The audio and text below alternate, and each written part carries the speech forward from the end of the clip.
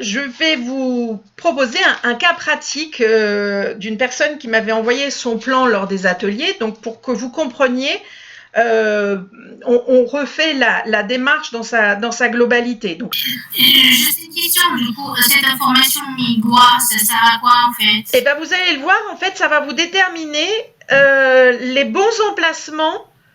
En fait, ça détermine pour chaque Mingwa, on va avoir un emplacement. Au sud, on a telle énergie, à l'est, on a telle autre, et ainsi de suite. Je vais les cartographier. Et ensuite, c'est cette grille-là qu'on appose sur l'appartement pour savoir vos bons emplacements.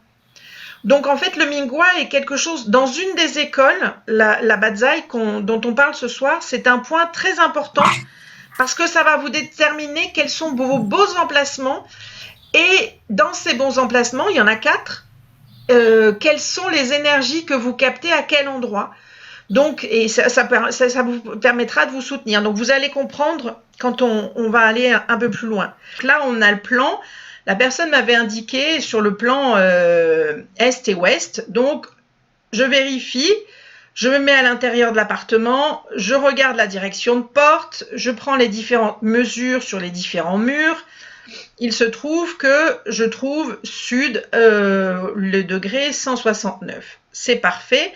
Maintenant, je vais vérifier par Google Earth, est-ce que par hasard, j'aurai à peu près la même donnée.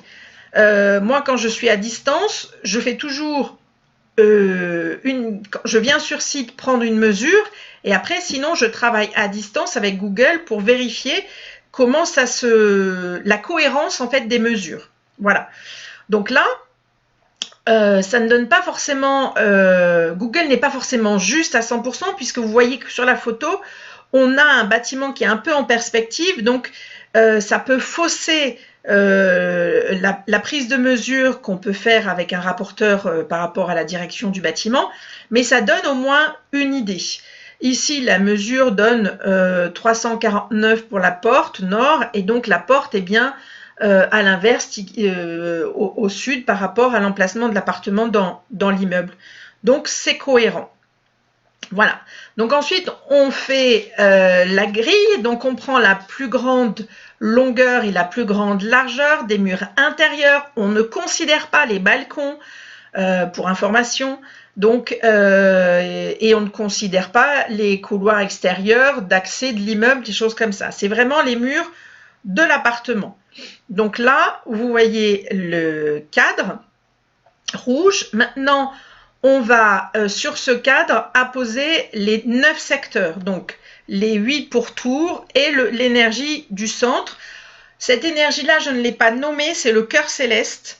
C'est la jonction entre la terre et le ciel, donc c'est l'élément crucial de l'appartement puisque c'est un endroit où l'énergie doit pouvoir circuler en fait pour pouvoir nourrir tous les espaces de l'appartement. Voilà. Donc il n'y a pas d'énergie nommée, on appelle ça le cœur céleste.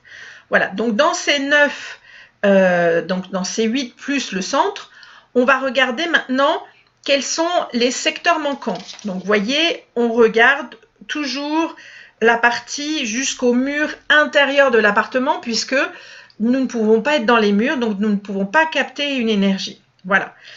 Donc, on détermine par rapport à ça les secteurs. Et donc là, vous voyez qu'il y a 3 secteurs en bleu, qui vont être considérés manquants et 3 secteurs en rose qui ne seront pas considérés manquants. Alors maintenant, si on prend le Mingwa 8, dans cet exemple-là, c'était le Mingwa de la personne. Donc, on se rappelle que notre porte est au sud. Donc, au sud, on va avoir Ouai. Et puis ensuite, donc, on va apposer toutes les énergies en fonction. Donc, Ouai au sud-ouest, on a Shenki, on a Yan'an à l'ouest, on a Tianyi au nord-ouest, on a Wugwe au nord, Fiuwe au nord-est, Lishai à l'est, Juming au sud-est. Voilà, et on revient à la porte. Donc maintenant, qu'est-ce que ça implique pour chacune de ces énergies? quand c'est secteur manquant ou pas. Donc, la porte d'entrée, c'est Ouai. C'est pas une énergie grave. Elle est un peu manquante. De toute façon, la porte d'entrée est le secteur le plus important en Feng Shui. Donc, ça va activer le palais quoi qu'il advienne. Donc, Ouai sera activé, mais ça ne sera pas nocif. Ensuite, on a le secteur Yannan. Alors, Yannan est manquant. Donc, la personne ne pourra pas capter cette énergie. Donc, il y aura une incidence sur ses relations, avec des risques de conflits familiaux, de célibat, d'échecs sentimentaux. Ensuite, Tianyi, la santé n'est pas soutenue non plus. Elle ne pourra pas capter cette énergie-là et ça aura des incidences sur l'apparition de nouveaux maux ou des complications de maladies existantes. Le soutien de sa santé, en fait. Ensuite, Fuwei sera présent. Il est partiellement absent, mais pas suffisamment pour que le palais soit absent. Donc, c'est très bien pour une chambre. Et ça sera son palais de vie. Donc, la personne peut capter l'énergie de son palais de vie. C'est parfait. Ensuite, quand on regarde les deux autres secteurs, donc Shunqi, est dans le salon, donc dans le séjour parfait pour tout ce qui est travail, finance, réussite. Donc là, la personne pourra capter cette énergie-là, c'est très bien.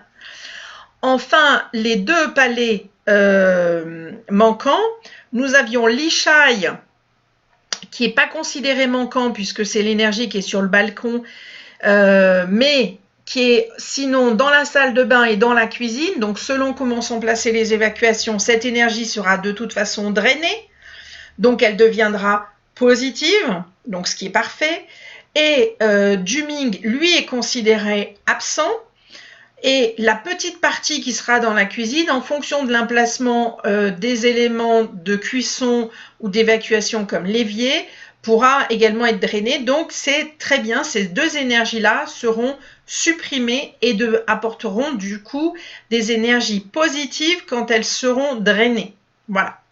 Donc là, vous avez vu sur un autre cas quelles sont les énergies et l'intérêt que ça a, c'est de comprendre où est-ce qu'on doit se situer dans son appartement pour avoir les bonnes énergies et pour se ressourcer.